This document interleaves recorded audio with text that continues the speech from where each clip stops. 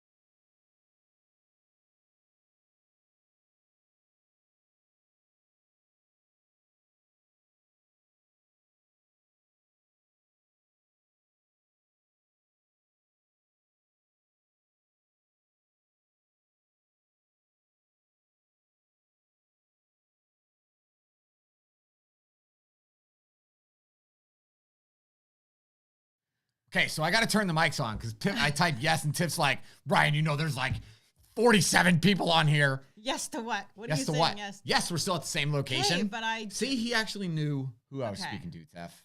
Turn the mics back up because turn the mics back off because I just said that I fart might again? throw up curdled milk all over the place.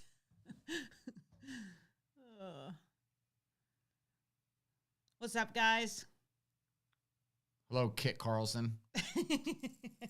All braces matter. I agree. I don't get what he's braces saying on your that. Because the new pistol arm brace Oh. freaking thing is happening again. Like every 3 months, they got to have some tragic thing happening. But I always hear breaking news. It's approved. Breaking news. It's not. Breaking news. It is. Breaking news. It's not. I'm like, it is. It's not. It is. It's not. It is. It's not. I'm like, I don't even open it anymore. I'm like, whatever. Tell me when it's completely Honestly, that's final. the way I feel. Tell me when it's final. Once it's a law, then I'll pay attention. Yeah, because it gets annoying. What's up, Red Mist? 2004. 2004. Millions of felons overnight. I agree, dude. Yeah, no kidding. Because, we will not comply. We don't have any arm braces, do we? Not anymore. I am a sheepdog. I have a subconscious and moral burden to protect and help the people around me. I believe in safety, responsibility, and the God-given right to defend myself and others from the wolves who seek to steal, kill, and destroy. I defend the Second Amendment by properly representing what it means to be a gun owner. I will put aside my doubts, my fears, and my excuses. I will be trained, I will be ready. I will be confident, and I will be prepared. While some sheepdogs are born, most are made. Becoming a sheepdog is a choice. A new way of thinking and a new identity. An alter ego that you must step into. We are patriots. We are defenders of liberty. We protect those we love. We are sheepdogs. Gosh. I did that on purpose. I wanted to catch Tiff mid-yawn. She thought she could beat the clock. I was trying to hurry up and get it in there real quick. Yeah. No. Didn't make it. That's the mouth I fell in love with, people. Stop it. Oh my gosh. It's like a whale. What? I was talking like a big whale. A big whale coming out of the ocean. Are you serious? You just compared me to a big whale? Yeah. You are lucky that the camera's on, because that deserves a slap. Okay. Nobody here, gentlemen, please don't ever compare your significant other to a whale. Never a good idea. Come on, that's like a dummy move. Okay, all right. What's up, guys? I don't even know how you're married.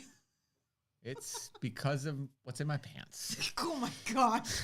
I can assure you that is not why. That is not why. Oh my gosh. What's up, Leisha? What's up, Michelle? I'm not sleeping on the couch. Let me tell you something. Multiple times we've been married 17 years now, almost 16 and a half. Too long. Multiple times Tiff was like, Ryan, you sleep on the couch tonight. And I was like, no. I said, I'm sleeping in the bed. If you're not comfortable, I'm comfortable. I can go to sleep in the middle of this fight. I'm sleeping in the bed. If you're not comfortable, you can go sleep somewhere else. And I slept in the bed very peacefully, by the way, because I'm not that person. So annoying. Is that called like a simp or something? Yeah, I'm not that dude. So a simp? What the heck is that? I don't know. Okay. Yeah. Okay, Anyway. What's up? You screwed up. What's up? Michelle, Gerard, Lisa, Shane, Hit Kit. the stream deck and pop him in the face. Yeah. I like it. Yeah.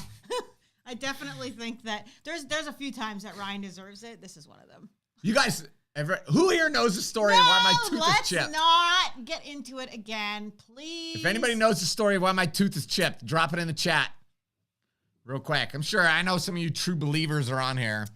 Yeah. So we got a lot of crazy, wild stuff that's been going on. Tiffany was drinking when he asked you to. No.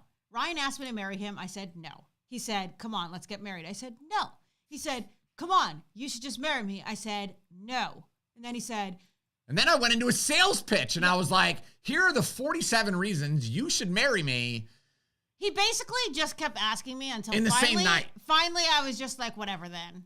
That was my answer. Whatever then. Yeah, she was like, fine, whatever. It doesn't matter. And I was like, freaking nailed it. Yeah. Because listen, you guys. Turns out it was the best thing I've ever done in my life. Okay. It was a hard close. I used to be a door-to-door salesman. And listen, I know the 17 closes of how to get a woman to marry you. And that's just it. Maybe I'm write a book on that one day. How to find a pretty girl, trap her with pregnancy, and then force her to marry you. That's going to be the title of my book. New York Times bestseller. How to trap any woman you want into marriage. Oh my gosh. Okay, really, Michelle? I didn't hear about that. So two bomb threats in Tampa today about the MLK parade. Oh, that's sad. That's Crazy. stupid. Craziness. Yeah. We need to watch like a Martin Luther King movie. I was watching an I Had a Dream speech with the kids. Oh, did you? Not long ago, okay, yeah. I was going to say, we definitely got to watch stuff with the kids so that because, you have to teach the kids that because people, they don't teach them that stuff anymore. Talk about a man with balls, right? Martin Luther King. I got lost for a minute. I'm like, who? Martin Luther King, man. Oh, yeah. To like go and do what he did. Big kahunas. That takes big balls, right? It does, yeah. And to say, like, even though people are threatening to kill me, they're threatening to murder my family, they're like trying to burn my house down. I think they burned down his church or something like that. Like, I'm going to still go do my thing. Napoleon Hill, if you guys are familiar with him, you're going to get me on like my true passion here. Oh, yeah. But he talks about definiteness of purpose. And when you have a definite major purpose in life, there really is nothing in your life that can stop you from that achieving that goal, right? Mm-hmm. And Napoleon Hill is definitely somebody who had definiteness of purpose. You know, somebody else, a documentary I started to watch, but I kind of got distracted and turned it off, is about the founder of Alcoholics Anonymous. Oh, really? He was an alcoholic. And he started this organization to help others, but it doesn't produce money, right? Yeah. So it was like he's putting all this effort in, all of his money. He like lost his only source of income. And he's like, listen, guys, I can't do this anymore because I don't have any money to foot this bill anymore. And people were like, dude, you cannot stop this. Right. Like our lives, we're going to die if you stop doing this. Yeah. And he had a definite major purpose. Right. And he said, even though I'm now moving towards bankruptcy, I cannot afford to pay any of these bills, we're just going to do it anyway. Like, F it, right? We're just going to do it, and we're just going to see if we can change the world. And the guy literally has changed the world because he just didn't give up, even though he had nothing. And that's what Martin Luther King did. Yeah, he just kept going. And clearly Yeah, through everything, right? Because Yeah. if you don't have that definiteness of purpose, you'll quit. Yeah. When times get tough, you'll quit. Right. Yeah. More marriages have to have definiteness of purpose. Yeah, it's a willingness. It's like we are going to be married or we're going to die together, right? Yeah. Like we are going to get through this, even though it's hard, even though it's difficult, even though we hate each hell other. or high water, we're gonna. This is happening. Yeah, and if you don't have, I agree. Yeah. Yeah, unless obviously. Okay, so what's There's up? some Like caveats. I always want to put that in there. If you're in an abusive relationship or anything like that, obviously you get out. It's not. Yeah. Wait till somebody. Okay, so what's up says, who cares? Let's hear about you pulling the gun. Oh goodness! Well, listen, we always got to give a few minutes, like everybody, to get on. It's only 7:05. The show just started technically at 7, so hang on to your panties, Todd. That's what I have to say. No, we're gonna do it. You guys ready? You ready? Ryan's Guide to Reverse Baby Trap. There you go, Shane. I love it, dude. Love it. That actually sounds like one of Ryan's titles. That does. I That know. makes sense. They're starting to get you. They are. No, you guys want to hear. Okay. Oh, gosh. We have created a marketing monster. What are you talking about? My daughter Paisley, we talk about marketing, we talk about strategy and stuff with our kids a lot. And Paisley sends this text message to Tiffany the other day, and she goes, I'm just going to read this, okay? She said, are you looking for a daughter who isn't on her phone, in her room, or on a call with friends all the time? If so, read this. ... Okay? If you dye your daughter's hair before school, she will give you the best facial plus leg and arm massage that you have ever had. The only downside is that this offer is only available until January 15th, by the end of day. And if you don't take up on this offer, you and your daughter will not get the bonding experience that you were hoping for. By the way, Mom, for some reason, why can't I read the whole thing? By the way, Mom, for some reason, I just really want to dye my hair before school. I just mean, please consider it, please. I have got to be honest with you guys. I have never been so proud of my daughter than that text message. Yeah, because she actually was like, do you guys know, you can pay a professional copywriter $1,000 to write what she just wrote? That's nuts. Yeah. So anyway, so proud of her. It's amazing. Yeah. Funny. Okay, so let's talk about me almost smoking a meth head. Incident. Okay, this is I tell you, I feel like I can't leave you alone. Fuck, dude. This stuff just happens, man. It's really crazy. Yeah. Can you let the dog in here so he doesn't bark this whole time? Yeah. Okay. Kingston, come here. Come here. Not the pug. Okay. All right, so Wait, I gotta just show people this. the most annoying dog in world history. But he keeps shedding everywhere, so I shaved. We shaved her. I shaved the dog. Yeah. Funny, right? Most annoying dog. If Satan was a dog, it would be this dog, I think. All right, so after all my concealed carry classes, my shooting courses on Saturday, I had to go back to the Brandon office because some woman at 9 a.m. plugged the toilet, but I had so many classes back to back, it was like, I don't have time to go do this because I got to get to the next place, right? So at the end of the day, I'll go back, fix it so the room doesn't smell whatever. So I'm pulling in.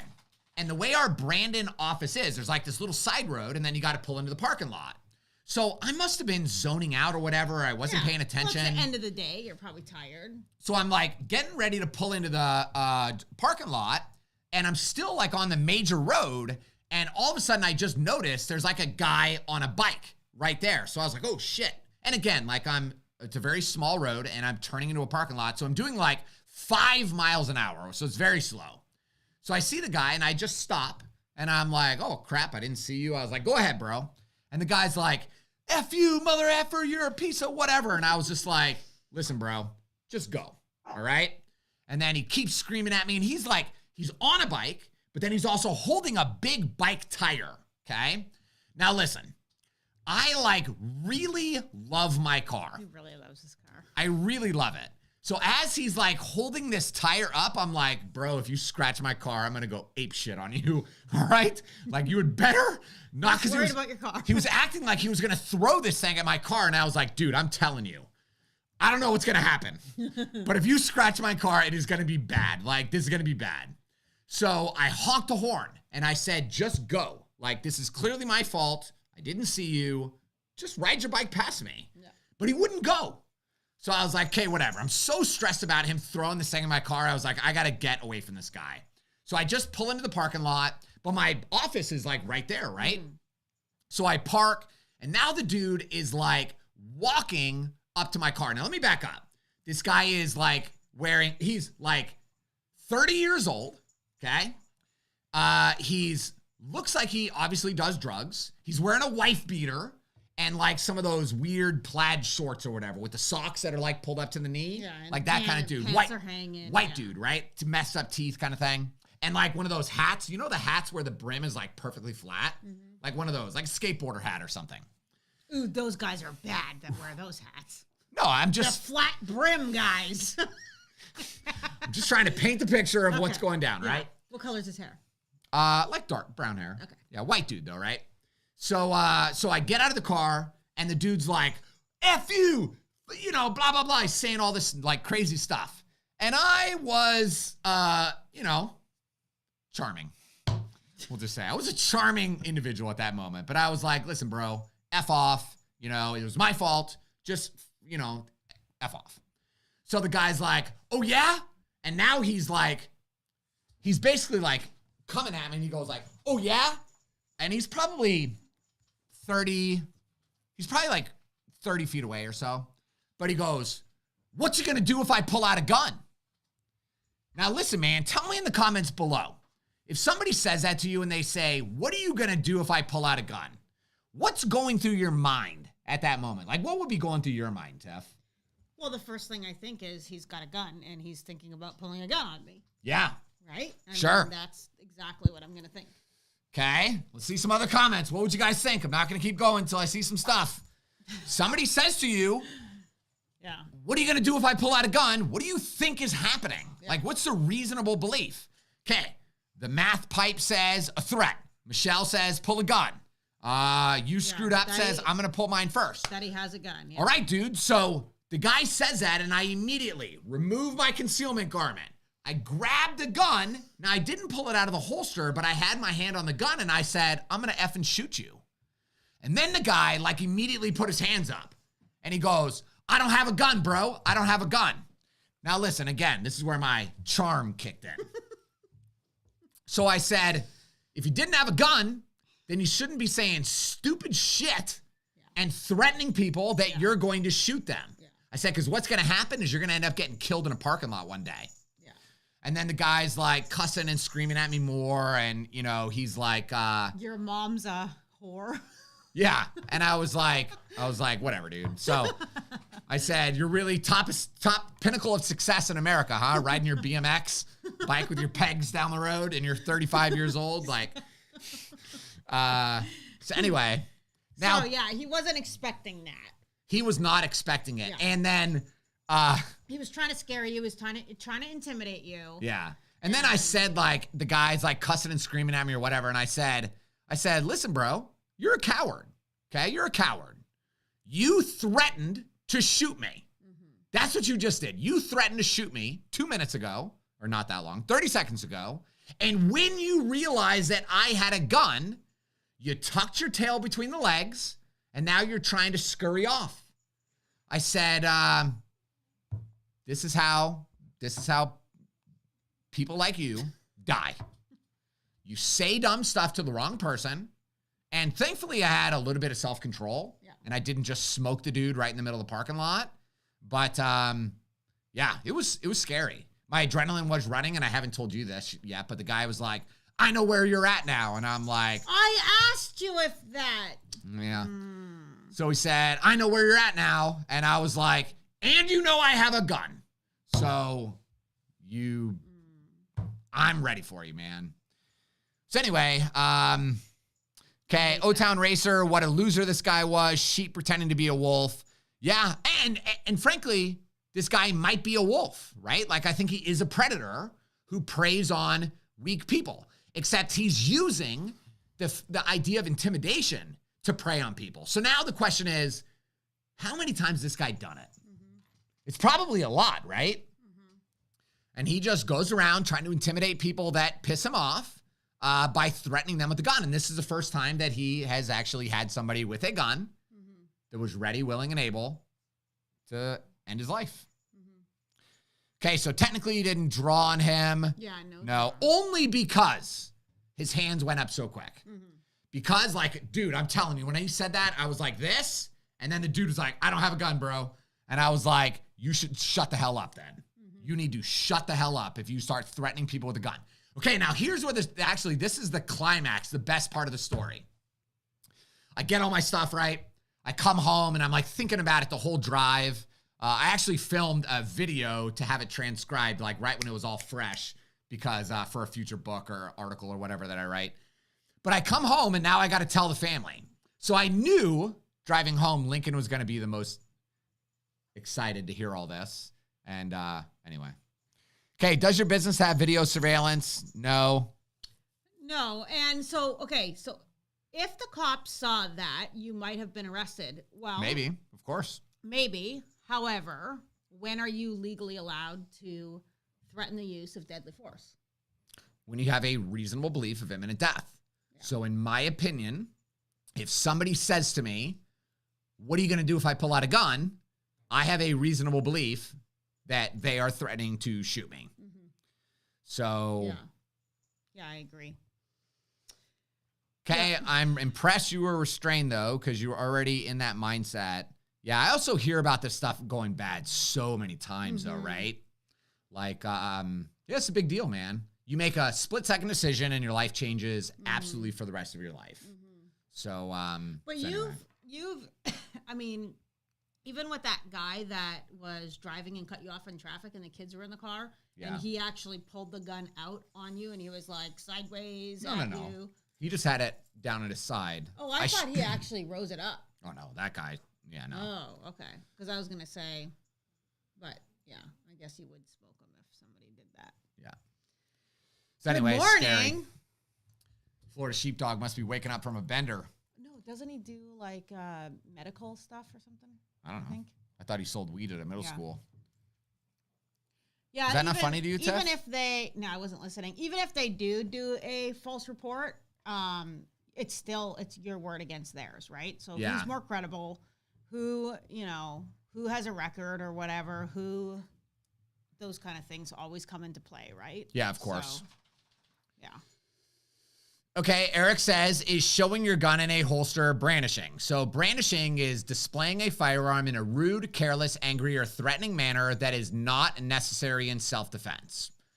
So I think displaying a firearm could be a firearm in your holster and just lifting your shirt up. Oh, yeah, for sure. So let's say this knucklehead, is all yelling at me and he just lifted his shirt up to show his gun. In my opinion, I would classify that as brandishing because he's displaying a firearm in a rude, careless, angry, threatening manner that is not necessary in self-defense. In my opinion, me putting my hand on my gun was 100% necessary in my self-defense because, again, you got to remember, this dude is coming at me now, right? Pissed off. He's, was he still holding the tire? I think he must not have been holding the tire anymore. No, because he said he put his hands up, so he must have put it down. Have dropped it. But, so he's coming at you. He's very angry. He's very mad. And now he's saying, what are you going to do if I pull out a gun? So he's telling you now that basically he has a gun. Yeah. So anyway, it would have been dope to get it on recording. That would have been cool because I'd be playing all that right now for you guys. Yeah. Sorry. All right. So you ready for our first story? This guy, during the Sheepdog Challenge that we had back in September, we talked about, the fact that not all firearms instructors are created equal. In fact, a lot of firearms instructors, they simply went and it's only like an 8-hour course to become an instructor. And it's not very intense. If you have half a brain, you can pass this thing. Yeah. So they get the course, they don't start teaching people, but they don't actually have like a real deep understanding of the fundamentals. Like you have to do something 1,000 times to have the basics and the fundamentals really ingrained. You have to do something the right way 1,000 times to really get it ingrained, right? Yeah. So let's watch this video. The daughter of a Southside alderman was shot in the leg during a concealed carry class taught by her father. Police say Derek Curtis was teaching the class at Monument of Faith Church when someone handed his daughter a loaded gun. That's when the weapon did.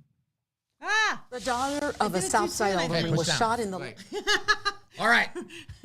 So that annoying little pug, I had to get her out of the room because she's so She has a stinking little annoying. bell on her because we have to like keep track of where she is, making sure she doesn't potty. Kind of in the like house. Biden. Biden has a bell on his shoe. So she's jumping around, ding-a-ling-a-ling-a-ling in the background. Okay, so that's pretty crazy, right? Like this guy shot himself in the hand, and then his daughter, who we don't really know what role she was playing in this concealed carry class. Well, it sounds like she was kind of like an assistant instructor or somebody there helping, right? Right. So yeah, but another negligent discharge, right? Crazy, dude. So, Like- I mean, anytime you see somebody, like I run through this in my head because I know that no matter what, you can't be in control of everything at all times if you're gonna like have more than one person. Even with one person, like you'd have to be standing over them like this, like every move, right? Oh my gosh. Ready to just be like this. Today we had, like, this could have been really bad, but thank God this student is such a good student. She has been studying my stuff. Let me remember how to say her name real quick. But that's tomorrow's classes. Well, just don't say her name. No, I have to. Arceli has been like with a lot of shooting classes with me. She's really been studying the Beginner's Guide to Firearms. So as she's shooting, I'm like behind another student, but I'm still like watching her. I see a freaking piece of brass went behind her shooting glasses and landed like right here, right on her eye.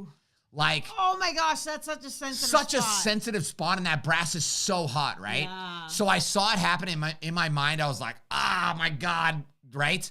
But she was good. She was like, and she started doing like this. But dude, Tiffany, Kept that firearm downrange. was downrange at that target, man. I was so proud of her. And then everybody stopped shooting, and I said, like, what happened? And she said, that brass hit on me. And she said, Ryan, it still burns so bad. Behind the shooting glasses, I never even thought of that happening. It's happened to me, and that's why I wear a hat. Every single time I go to the range, I always have a hat on to try to block that. So that's something to really think about, making sure that those shooting glasses, like, really get the ones that really wrap tight. So if you get like the custom ones, the ones that are like $400, they don't necessarily wrap, but they're more like Oakley's, where Oakley's like are really close and snug. Yeah. Instead of like those kind of bigger free ones that you can wear or whatever. But then the other side of that, I said to them, because there was 3 women in the class, I said, ladies, this is why we are very strict on our low-cut website. shirts. I said, I understand you girls want to be cute and show some cleavage. Nobody is interested. Yeah. I said, wear a nice closed collar. Yeah. I said, because that thing, like, I had it happen one time. It was when we owned the gun store. Do you remember the lady? Yes, I remember. So she had like very big fake boobs and she like, wanted to show them off, whatever. So we were at the range and dude, that brass was like slow motion, went right down into her cleavage, and she like went like this to go grab it. And thank God I was so close to her, but I just reached over and grabbed her, and I was able to grab the gun away. And I was like, oh my God, dude. Like it's a big deal. was so People don't bad. think of that. And even though we tell the girls not to wear that, still, Yeah, I've had they times still do. when this one girl, she came and I was like, do you have like a sweatshirt or like, it was so bad. I was like, okay, to be honest, I'm not going to be able to teach this lesson. All right. Like I'm going to be heavily distracted here. This is going to be very difficult. So I was like, do you have a shirt or a sweatshirt or something in your car you can put on? She's like, I don't have anything. And I was like, okay, can you put my sweatshirt on? Is that like, okay? Yeah. And she was like, okay, fine. So, but yeah. Yeah, but that is that can be very, very dangerous, especially if it's like your first time shooting or your second time and you don't know what to do. Yeah. Yeah. Really catch people off So guard. Ryan gave her the reach around. You know, I do have some students that just give me the feeling that they're a little bit sketchy and I really need to pay close attention to them. So you guys will notice, and any of you who have ever been at a shooting class with me, you'll notice there are some students that when they're shooting, especially the first like couple rounds, I'll actually stand like this and I am very close to them. And their husbands or spouses will be there and it's like, dude, I don't care what you think. Yeah. Like, this is happening. Yeah. Because I am very close, because if they do anything finicky or weird, I need to be able to grab that gun, like, instantly. And then as I watch them more and more and they start to get control over it, then I can step away and not have to hover. But in the beginning, there are people where I really have to hover. But definitely, definitely just wear something that's close and, don't take that chance. It's not worth it. Yeah. So anyway, crazy story to have that happen twice. And, you know, it sucks. It's not good. Okay, so EJM says, I had that happen during a concealed carry class. Yeah. Cranky said, hat makes a difference. Dude, always wear a hat. Men, women, always wear a hat. Yeah, I think I've worn a hat a few times. I don't know that I always do, but that's a very good point. I've actually never thought about a round hitting like that. It was the most painful. Like when I was in the military, you know, you're laying down and prone shooting, and there's a dude right next to you. So pretty much every round of brass landed on you. So that was the first time I had to experience it. But I've had them go down my shirt, and I've had them, but the one on my eye, that was the worst, Yeah, man. because that's such a sensitive spot. Ouch. Yeah. Crazy. All right, wait, somebody said they're going to volunteer for cleavage detail at the range. Yeah. Sounds like a good job. That's an interesting job for you. All right, question number 1 comes from E. Rodriguez. I wanted to know the bill number to this law. Highly specific. The video is titled, Shocking Gun Control Bill Submitted in Texas. Texas Gun Laws. I wanted to know the present status of this law bill. YouTube modified or killed the algorithm of it. I just got, again, presently. So E. Rodriguez actually went to that video, and in the description, which you obviously did not read, I have links to both of the bills that I referenced in the video. So you can just click on the link. Oh, gotcha. It shows you the bill number, and then you can actually read like the original text of the bill, and then go check with the Texas legislator that to see video was like over a year old. It's a long time ago. Yeah. I saw it. It was over a year old. Yeah. Okay. Yeah. So. Gotcha. Okay, we answered that one. Oh, we answered those 2. Okay, we're moving fast tonight. Question number 2. Yeah, that's already 7:20. Okay. Thanks for ruining my motivation. Hello, Ryan. Is it true that we have to register our AR-15 braces? So it is not true that you have to register an AR-15 brace. It doesn't say brace. It says pistols. Register our AR-15 pistols. Oh, okay. Okay, so what you're a little bit confused about is that ATF for the last 4 years, they've been fighting it for a while. has been doing this ridiculous game about pistol braces. So now, if you guys remember, a firearm that has a 16-inch or greater than 16-inch barrel and an overall length of greater than 26 inches is classified as a rifle in America. If it has a shorter than 16-inch barrel or an overall distance shorter than 26 inches, that is classified as a handgun. This like tactical arm brace was invented for Iraqi war veterans that lost a limb and wanted to be able to attach the gun to their arm and still be able to shoot an AR-15 because they don't have another support arm. So ATF has been attacking these arm braces for a long time, 3-4 years, basically however long they've been in existence. And initially they came out and said, these are legal. You're allowed to have them. And then they said, actually they're illegal because of this, and this. And then they said, oh, no, they actually are legal and you're allowed to have them. And it just keeps going back and forth. But currently they are saying that on Friday, they released this new bill that is going to get listed in the Federal Registrar as like the new pistol brace ban.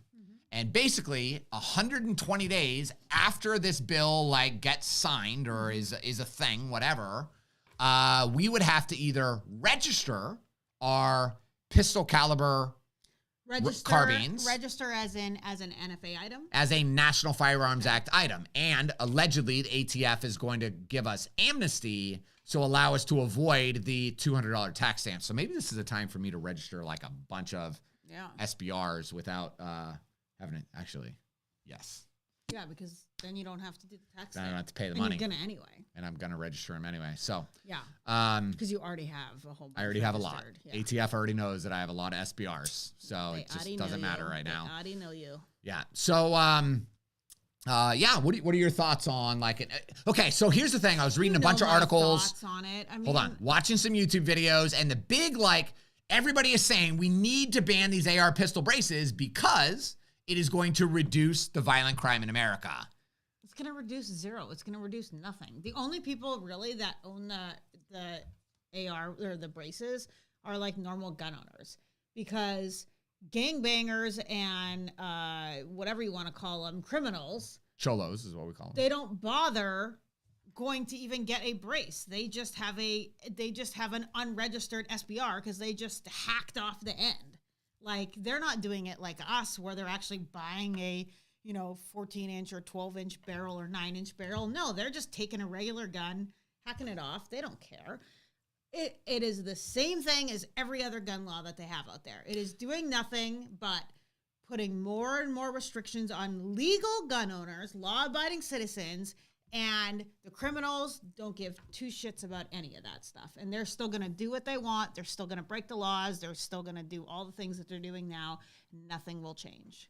Yeah, so BMF Oldman is clarifying something that I said. I said it wrong. So it's not a bill, because a bill would mean that it was actually created in Congress, passed Congress, a vote, passed the legislature, the Senate, and then actually is getting signed by the president. Right. Okay. This is what ATF is doing, so thank you for clarifying that, is the exact same BS that they did with the bump stock, right?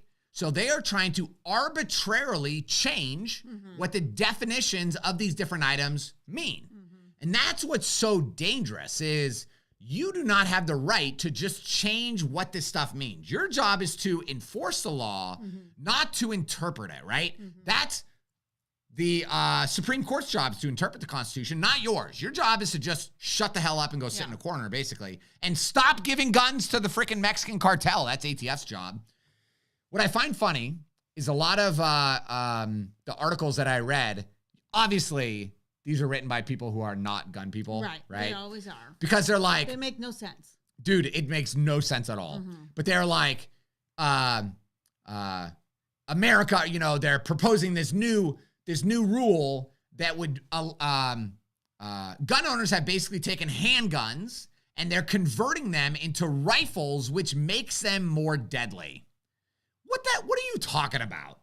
Like, getting shot with a 5.56, whether it's you're getting shot with a AR rifle or a 14.5-inch AR pistol, well, and it's gonna suck. How many crimes and how many busts are they doing that they're actually finding these types of guns and stuff to prove this, to make this actually Well, they credible. actually, like, in this, because these are smart writers, right? They know they got to have the credibility statement. So in their writing, they're actually saying, they're listing, like, these are the active shooters that used a AR pistol or some type of pistol brace in their shooting. Okay. So they're trying to justify it like that.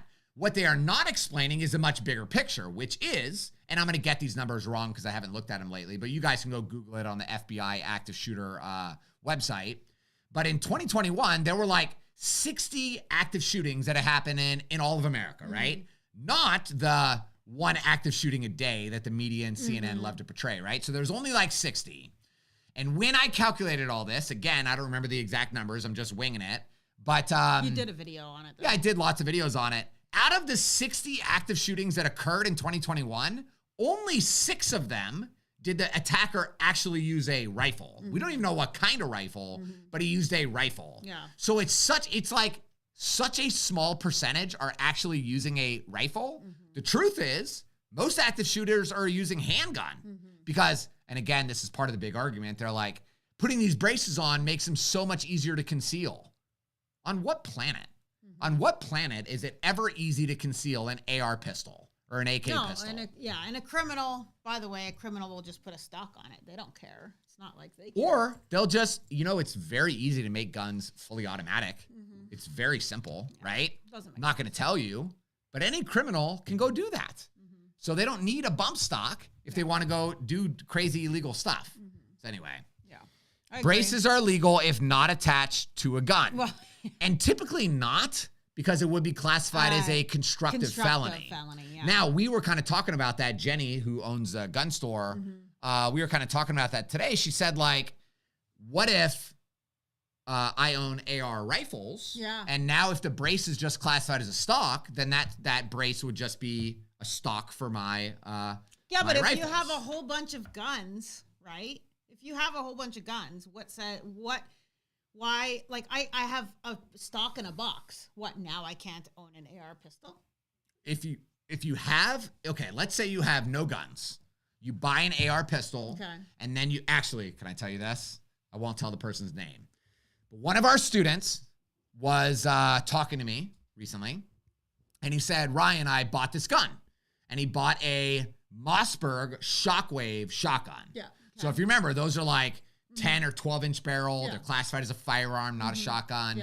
And it's got that weird like little handle thing, right? The one that you're going to quickly go like this and hit yourself in the face. Yeah. And he's telling me, he's like, I bought this shotgun and he wants to do a shotgun class with me. So we're like talking about it. And he goes, I didn't like the grip, so I put a stock on it so that it's better. And I was like, hold on a second, I'm confused. I said, because the only gun that has that weird handle is a Shockwave. I said, is it a Shockwave? And he's like, yeah. And I was like, listen, dude, you got to go home and take the freaking stock off this thing. I said, you just committed a felony. I said, you got to take it off, bud. And he's like, okay, I'll do it as soon as I get home. Oh, poor guy. But hopefully he can still refund the stock. It's not his fault. No. But there's a lot to know, right? There is he a just lot doesn't know. to know, yeah. But I feel sorry for the people that kind of did, because you don't even know what to look up. Like, you wouldn't even think that that's something. Because it's freaking stupid. You would just go online and be like, oh, a shotgun stock, cool. But you want to know what else? I had a student in a concealed carry class recently, and he's like, hey, Ryan, can I ask you a question? And I was like, that's what I'm here for, man. And he's like, hey, I got a SIG NPX. Okay. And he said, I want to buy some parts for the NPX. And I was like, okay. And he goes, do you know of any good gunsmiths that can install the parts for me? And I said, well, like, what kind of parts are we talking about? Are we talking about sights? Are we talking about an optic, a handguard, whatever? Garrett, and he goes, your answer. He goes, no, it's called an auto sear. And I was like, okay. Because I wanted him to continue, right? Because I was like, this is hilarious, right? And I said, where did you find an auto sear for a SIG MPX? And he's like, oh, it's on this website. I'll show you. And I was like, yes. No, don't show me. No, I mean, you can show me. It's fine. Like, you're allowed to buy them. Yeah. If you're a, what is it, a 01 SOT manufacturer? Yeah.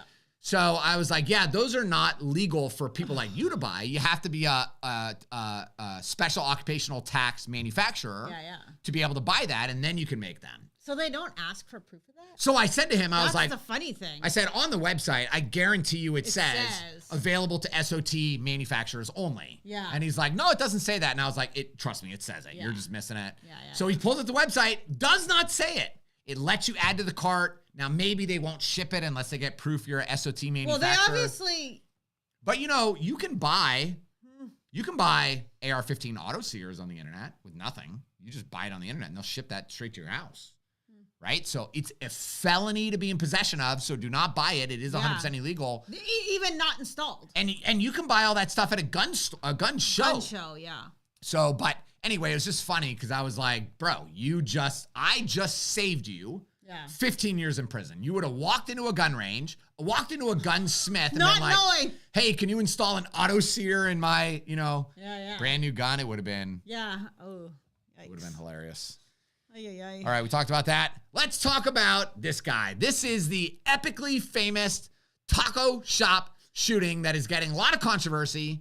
So let's play the video and then we'll talk about it. Customer shot and killed a robber at a taco shop in Southwest Houston 2 weeks ago. Many people at the time called that customer a hero. Now, we're hearing another side of that story as some local activists call for that customer to face charges. ABC 13's Derek Lewis joins us live on this Sunday with what he's learned tonight. Derek? Yeah, Tom, when we first covered this story, it was hard to find anyone who believed the shooter should have been charged. In fact, police have also decided not to charge him. But today, activists say when you listen to the number of gunshots in their surveillance video, they say it's overkill and that the shooter should not be able to get away with that.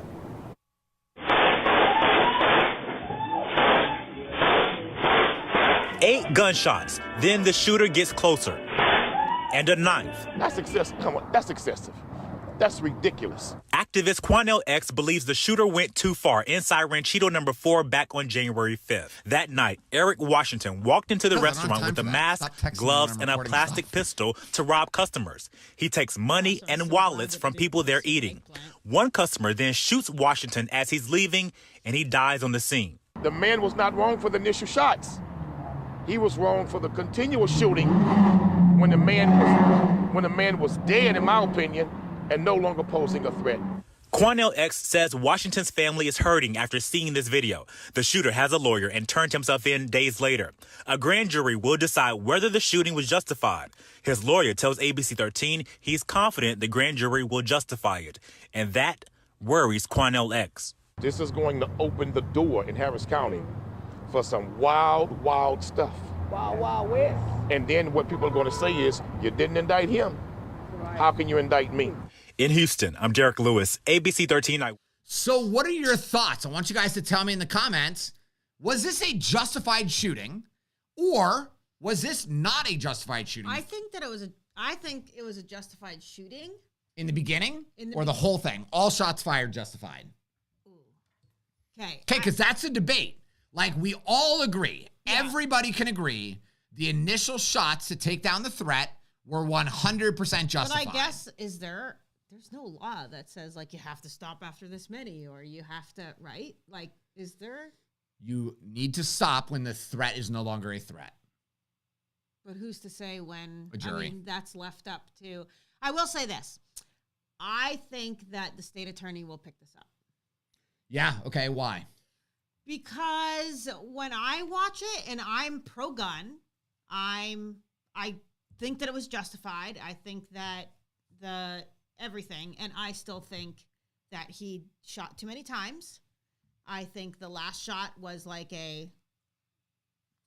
I think it was like anger, yeah. Yes, and like seconds, like I don't know how long after, but it was a big pause. It was a big pause, which kind of like was like a finisher offer shot. Is that a word? Is that a finisher offer? I'm pretty sure that's why you married me. So that's how I feel, and I'm a gun owner, and I am all for gun rights, but I do think those two things. And then he left the scene of the crime. Yeah. So when you leave the scene of the crime, it's like you have something to hide, or it's like you're guilty of something. That's the way I feel. Like if you leave the scene of a crime, you are making yourself look even more guilty.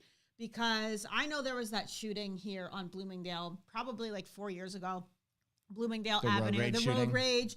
And the guy came out and he was, again, pretending to have a gun, like he was confirming, putting his hand on his waist saying, I'm going to effing shoot you or whatever. And the guy in the car pulled out his gun and shot through him the windshield and just killed this as he was walking towards his car. Turns out he doesn't have a gun, but he, witnesses and everything said he was screaming, I'm going to effing kill you. The guy waited. The guy told the cops, this is what happened. He said he was going to effing kill me. He had his hand on his waist. I thought he had a gun. And, it was like, okay, it is what it is. Had that guy left the scene of the crime, I think that it would have been a different story. Yeah, in my opinion, it just really changes the dynamic when you flee the scene. Now, I'd also love to really talk to several like criminal defense attorneys and get their opinion. Does it matter or does it not? I actually don't know. And maybe there's like a strategic advantage there. One of the things that the police love to do, that if you have a good criminal defense attorney they're going to fight for, when you first get brought in for interrogation, a good attorney is going to say, hey, listen, we need 24 hours. My client hasn't eaten yet. They haven't slept. They're stressed. They don't remember. Like, they need time to cool down. That's what a good attorney is going to try to do. But the detective's job is get him in there so you can say a bunch of dumb stuff real quick. When you're not thinking clearly, you don't have your story straight. Yeah, but you also you can just say, I'm not talking. Maybe. So, I mean, why run away when you can just say, I mean, you're allowed to just say, I don't know. I'm curious what, I'm not talking. So I feel like he left because either he knew he was wrong or did they say, I guess, because they caught him, he must have He turned himself in 2 days later, yeah. Okay, so he must have not been a felon. Because the other thing I was really thinking is maybe he wasn't allowed to have a firearm. Yeah. Yeah. So anyway, I don't know. I think that it was... Okay, so the robber had just got off parole for being involved in another murder. And I get it. I'm not saying that this was a stand-up citizen. I completely understand that he was in there. He was breaking the law. He was waving a gun around, even though it was fake. Doesn't matter. People in there thought it was real, or else they wouldn't have been handing over their wallets. He's obviously... But I don't know. I feel like... few too many, not one too many. I think there was actually like 5 too many. Yeah. That's the part that like 9 bullets and 4 of them were after he was already on the ground. Unless, and again, we haven't heard from the shooter yet. Right. But unless the shooter can articulate, like, listen, dude, if I shoot you a couple times, we all know that a body on TV and movies, once you get shot, you're dead. You stop moving. We all know in real life, you're actually still moving around, right? You're still involuntarily spasming. So if the shooter can articulate, the dude was still reaching for the gun, and like I had to shoot him to stop him, to save everybody. Yeah. Okay, that's logical to me. And again, that's probably why he went and talked to the attorney, and the attorney's like, these are some things that would be very smart if you thought. Right. I'm not telling you to say this, but if you thought this, it would be very smart. And the video, you know, it was kind of far back from the door, but I have to say, from what I seen, the guy wasn't moving. Yeah. But again, you really can't see much. And he even took the fake gun away from him. So now you're no longer a threat. Didn't he take the gun and then pop him? No, I'm pretty sure. He took No, it after? yeah, I'm pretty sure. Okay. Maybe, though. I don't know. I don't know. Okay. Watch it again. I heard he deleted his Facebook account. Smart. I would delete it, but they can pull all that stuff up with subpoena anyway.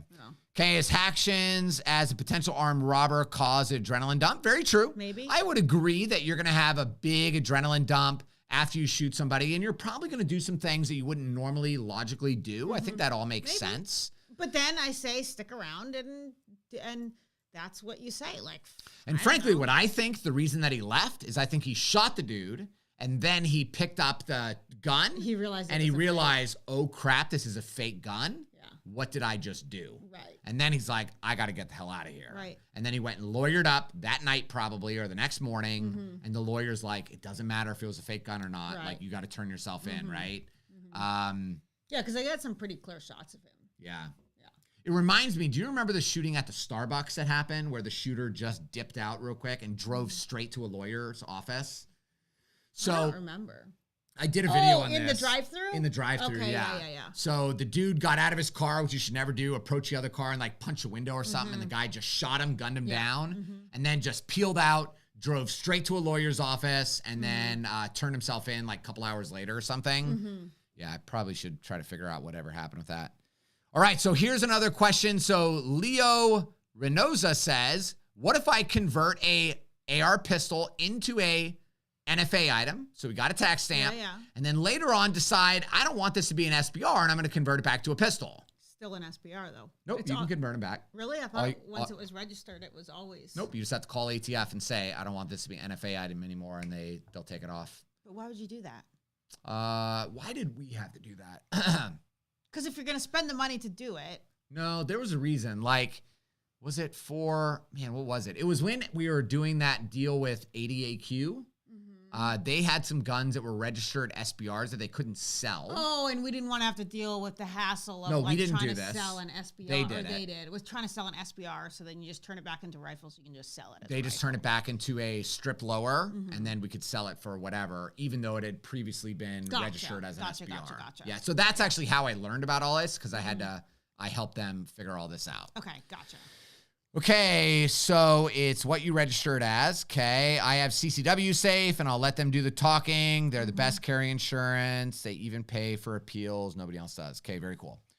All right, so question 3, I guess we talked about. Story number 4. This is a situation that I actually hear about. I don't think I've seen this story. No?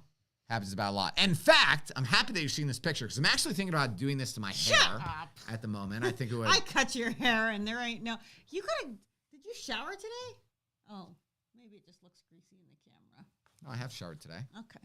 Okay, you will find that out later, miss. Okay, so. I'm tired.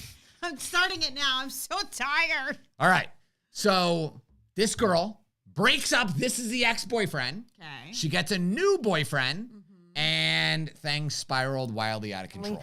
Is mourning a Clearwater mother who police say was shot and killed by her ex-boyfriend last weekend.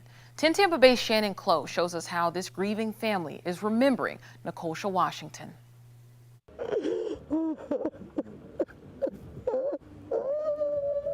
You can hear the heartache that family feels, but you can see the love they have for Nicolesha Washington. Nicolesha was a very outgoing, loving, caring, fine person, full of life. That life was taken away a week ago when Nicolesha's boyfriend and ex-boyfriend got into a fight here at her apartment in Clearwater. The two men exchanged gunfire. In that crossfire, Nicolesha and her 7-year-old daughter were hit.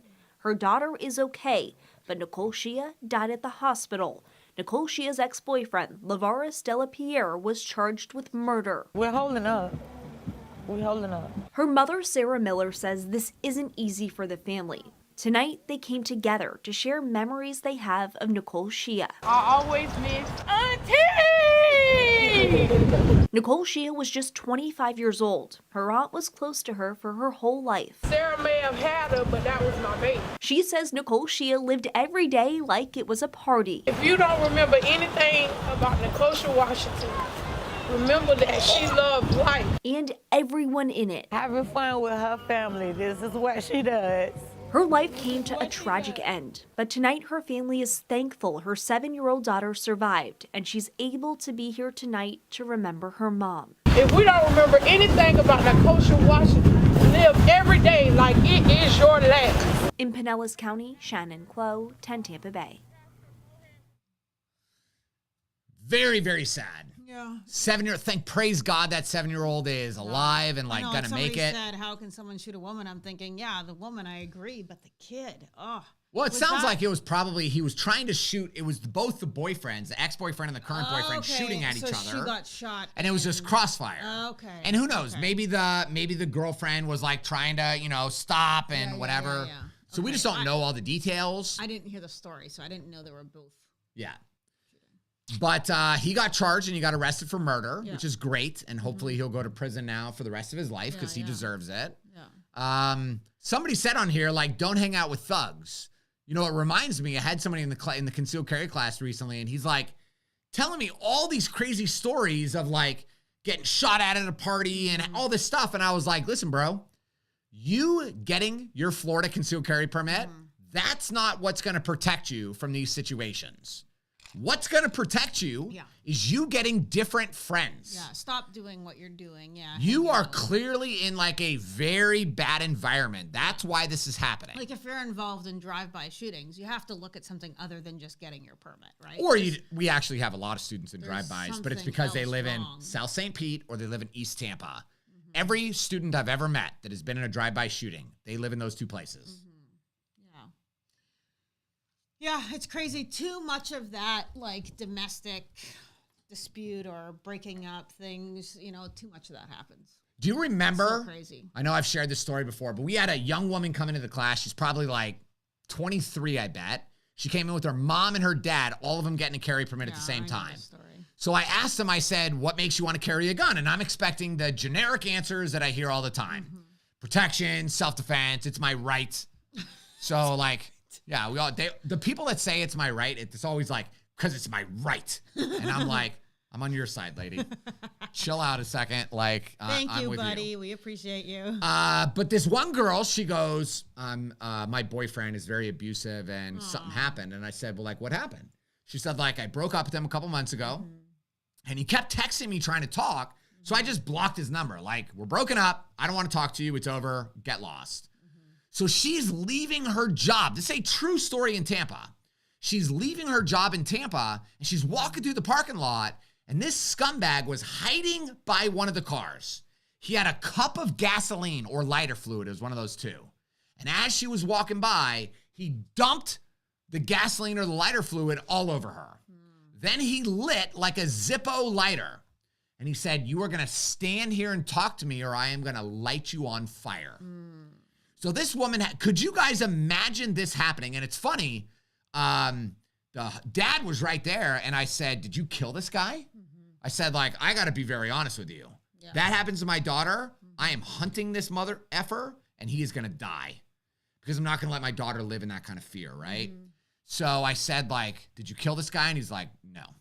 And I was like, okay. I said, what are you going to do? I said, you getting a concealed carry permit. Kill somebody after the fact. I'm telling you. You can't. I said, what are you going to do? Yeah.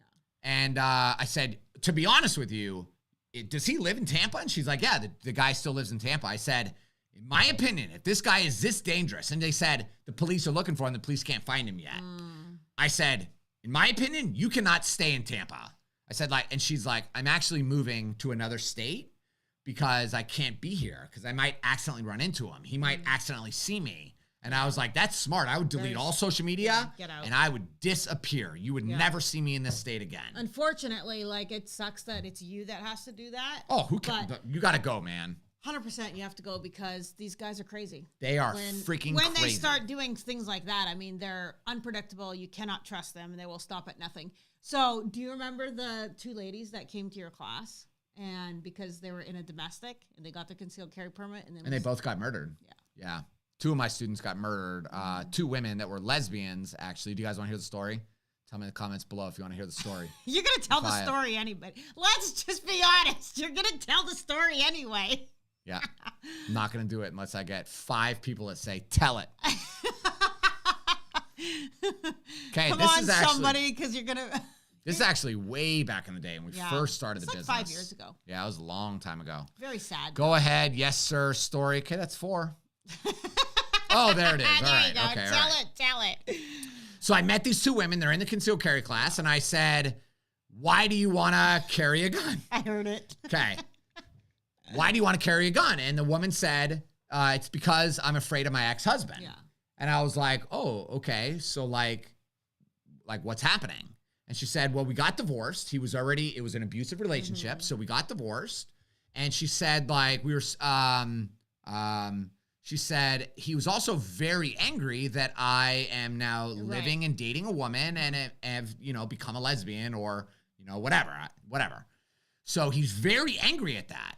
So her partner was there and she said, like, he's making threats and all that stuff. And we need a gun. We need training on a gun because we really are scared. And I was like, okay. So like we talked and all that stuff. Then like probably 3 months later, I see a story in the paper that said, this guy, basically the ex-husband, he went and had a shotgun. He had body armor. He kicked open these women's front door and the women pulled out their guns and they started shooting this guy. But because he had a body armor on, he wasn't getting affected, right? He murdered both of those women and then he killed himself. And it was very sad to now remember that these are the women that were sitting in my class 3 months prior, right? Yeah. All because some psychopath. So the reality is like domestic violence is a real thing. These people are absolutely crazy. Yeah. Restraining orders are... It's paper. They're pointless. Who cares? Oh. And do you know how... Sometimes it just makes them matter, honestly. And then it doesn't do anything. I have had women come into the class and they're like, this abuse, all this stuff is happening. And they like tell me all the evidence. I got cell phone records. I have phone calls, voicemails. Pictures of them driving by my house. And I was like, and they're like, I went to get a restraining order and they said, I don't have enough. You got to wait till he actually does something. And I'm like, dude, if that's not enough, I don't know what enough is. Yeah, it's crazy. Yeah, it's very sad. It's very scary when you have someone young. So. Yeah, so B. Nate says, use 5.56 at home, no body armor or help. Well, ceramic plate would help, but most people won't have ceramic plates. When people do, like, I'm gonna say like amateurs buy body soft armor, yeah. They just buy soft armor. So you're probably right with that. But I mean, I guess if you have a big enough threat like that, but most people would think having a firearm would, be enough. You're not expecting someone with body armor to come blazing in your house, right? It's just not. And you also have to remember, it's not like I'm sitting here saying, okay, within the next 10 minutes, dude's gonna come in my house with body armor, we're gonna get in a gunfight, right? Because that's different. You have to imagine, okay, so tonight, after the live stream, Tiff and I are gonna go for a walk. She's gonna drink a glass of wine, I'm gonna drink a beer. No, I already had Kahlua and milk in here. Oh, is that why? I'm done. Is that why you're rubbing my leg on the table? Shut up! So, but then I'm going to sit on the couch and Tiff's going to go somewhere else. You could kick in our door and I'm not ready for that, right? Because we're relaxing. Yeah, you're already in your pink underwear. So, I wear pink underwear all the time. It's funny, I lifted up my shirt the other day and I was like, all y'all are judging me because I'm wearing pink underwear, but nobody cares. That's just what I got the package at Ross. There was a pair of pink ones in there. Nobody cares anymore. Nobody cares anymore. So, you're not paying attention. Somebody you're chilling. You're relaxing. What? Oh, yeah. Sorry. Keep telling You're chilling. You're relaxing. You're not really paying attention. And now somebody kicks in your door and you are in an epic fight for your life. So that's just it. It's tough. Yeah, I agree. And the bottom line is, like I say this all the time, you can be prepared as as much as you want. But there's always going to be vulnerable spots. I mean, we can't. So if somebody really wants to kill you, they're going to find a way. They're going to find a way. And that's, I'll end it with this. If it's your time, it's your time. If it's not, it's not. Because there's only so much that you can do. So. Right. Anyway, time's up, buddy. All right, guys. Yep, we are Netflix and chilling. Gonna try to get Tiffany pregnant. You had a vasectomy. It's not happening. Doesn't matter. You still gonna try? I have definiteness of purpose. You know that I told you this a million times, but my uncle, they say it's like 1 in a million, but my uncle had a vasectomy, and then like 9 years later, my auntie got pregnant. Tiffany, I got the Michael Phelps of sperm. Mic drop. If I get pregnant. If anybody can do it, I can do it. Oh, gosh. I don't want to start over. Do you want to start over? I mean, I would. Obviously, I would, but I don't know. We're getting kind of comfy, like. Okay, so B-Nate says, I know a former business partner has served 26 years, and I turned him in. Oh. He is after me, and I am full armed at all times with an LWRC in my SUV. Bitchin'. Love it. Yeah. What I want to know. Love the LWRC, Which too. LWRC do you have? Because that is one of my favorite carbines in the world. You have one. I do have one. Yeah, you bought it behind my back. I didn't buy it behind. Buying something behind somebody's back would mean that I would care what you thought. I just bought it and dealt with the aftermath in the morning. Okay. So that's scary. Ryan had the same when he had, what was the name of the gang?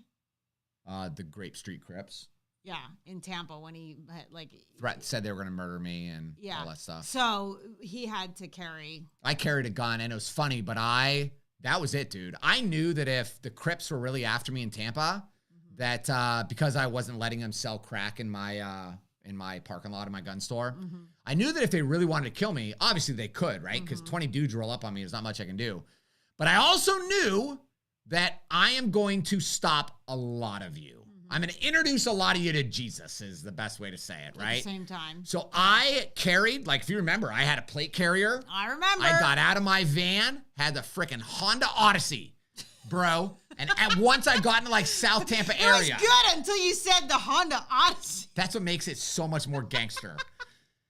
Get down South Tampa, boom, man. I had that rifle right in the front seat. This is all 100% illegal, right? But it was I was in a different world. I got gang members trying to kill me, whatever. So that rifle was there, dude. And when I got out of that parking lot, again, this is all 100% illegal.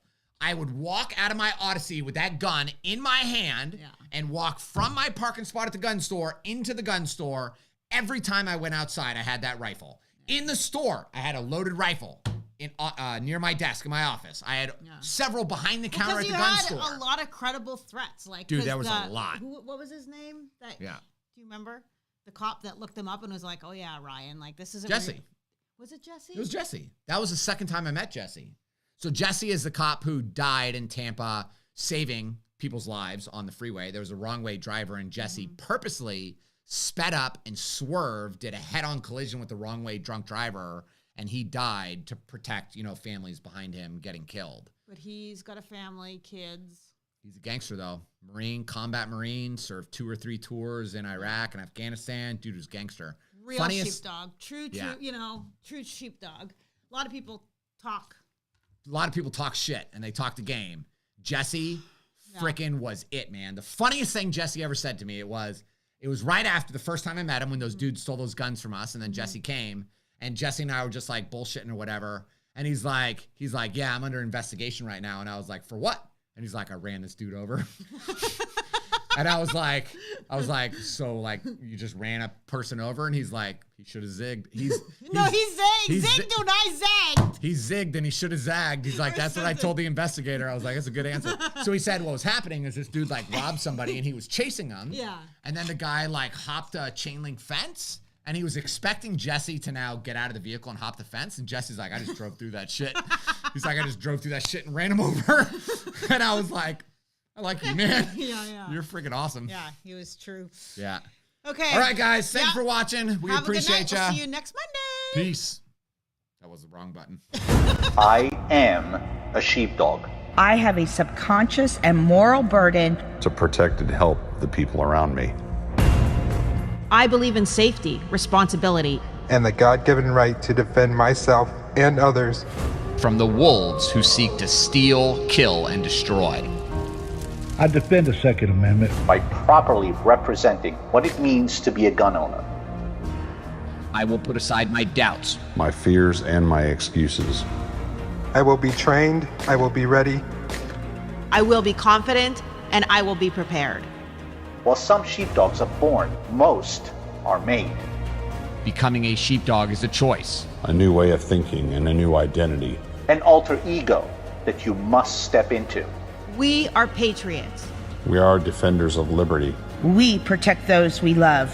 We are sheepdogs.